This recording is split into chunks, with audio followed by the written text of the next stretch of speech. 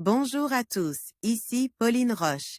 Bienvenue sur ma chaîne dédiée à la santé et aux avancées fascinantes en biotechnologie. Si vous êtes curieux de découvrir comment ces innovations transforment notre bien-être et notre avenir, n'hésitez pas à vous abonner pour ne rien manquer. Prêt à en savoir plus? Allons-y! Bonjour à tous, dans cette vidéo, je vais aborder un sujet qui suscite de nombreuses inquiétudes, l'effondrement de la population mondiale au cours du XXIe siècle, comme le révélait une étude récente. Nous allons explorer les chiffres alarmants, les causes possibles de cette tendance et les conséquences que cela pourrait avoir sur notre société et notre planète. Restez avec moi pour découvrir les détails de cette étude et ce qu'elle signifie pour notre avenir. Il y a de moins en moins de bébés. C'est ce que confirme une étude publiée aujourd'hui. Et le phénomène est presque mondial. Seuls quelques pays tirent leur épingle du jeu. Mais pour eux aussi, les enjeux sont grands. Il y a quelques semaines, Emmanuel Macron évoquait un plan de « réarmement démographique » pour la France. Parce qu'en 2023, le pays affichait un indicateur conjoncturel de fécondité de seulement 1,68 enfants par femme. Tout à fait insuffisant au renouvellement des générations.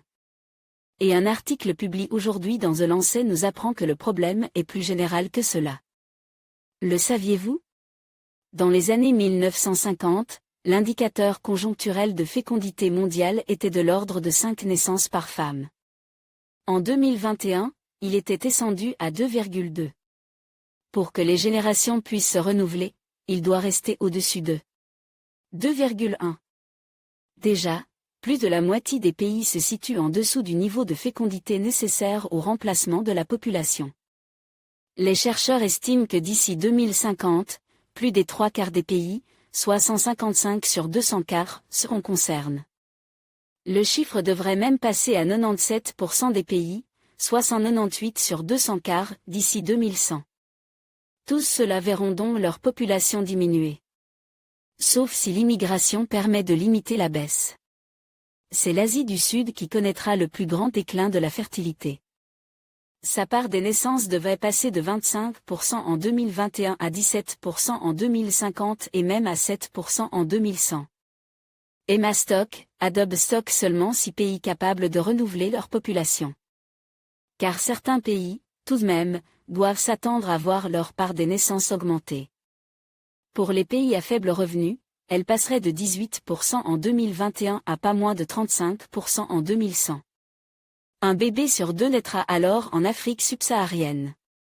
Au XXIe siècle, nous serons confrontés à des changements sociaux stupéfiants, assure Shine-Émile Volset, auteur principal de l'étude. Le monde sera mis simultanément face à un baby-boom dans certains pays et à un baby-bust dans d'autres. Alors que la plupart des pays du monde seront confrontés à de graves défis liés au maintien d'une croissance économique avec une main d'œuvre en diminution et à la manière de prendre soin de leur population vieillissante, bon nombre des pays d'Afrique subsaharienne aux ressources les plus limitées seront aux prises avec la question de savoir comment soutenir la population la plus jeune et à la croissance la plus rapide de la planète dans un système de santé parmi les plus instables politiquement et économiquement et soumis au stress thermique. Le risque d'une catastrophe humanitaire. À bien des égards, la chute des taux de fécondité est une réussite, reflétant non seulement une contraception meilleure et plus facilement disponible, mais aussi le fait que de nombreuses femmes peuvent choisir d'attendre ou d'avoir moins d'enfants, ainsi que de bénéficier de davantage d'opportunités d'éducation et d'emploi, rappelle le chercheur. Toutefois, les pays d'Afrique subsaharienne vont se trouver confrontés à un défi majeur. Ils devront apprendre à gérer les risques associés à une croissance démographique croissante ou ils risqueront une catastrophe humanitaire. Les chercheurs soulignent ainsi la nécessité de donner la priorité à cette région dans les efforts visant à atténuer les effets du changement climatique, à améliorer les infrastructures de soins et à continuer de réduire les taux de mortalité infantile, parallèlement aux actions visant à éliminer l'extrême pauvreté et à garantir le respect des droits reproductifs des femmes et l'éducation des filles. Il confirme aussi qu'atteindre les objectifs de développement durable des Nations Unies en matière d'éducation des femmes dès 2030 demeure le meilleur moyen d'obtenir des résultats. Cela pourrait permettre de faire passer le taux de fécondité du Niger, par exemple, de 5,1 à 2,7 naissances par femme en 2050. De l'autre côté de la balance, l'étude montre que des politiques de soutien aux familles, comme l'augmentation du congé parental, la gratuite des gardes d'enfants, etc., aideront surtout à éviter que les niveaux de fécondité tombent trop bas. L'immigration devra faire le reste. En conclusion, l'étude que nous avons examinée soulevait des inquiétudes majeures concernant l'avenir de la population mondiale au cours du XXIe siècle. Les projections indiquent un déclin significatif, avec des implications profondes sur l'économie, l'environnement et la société. Il est crucial que nous prenions conscience de ces enjeux et que nous agissions dès maintenant pour adapter nos politiques et nos modes de vie.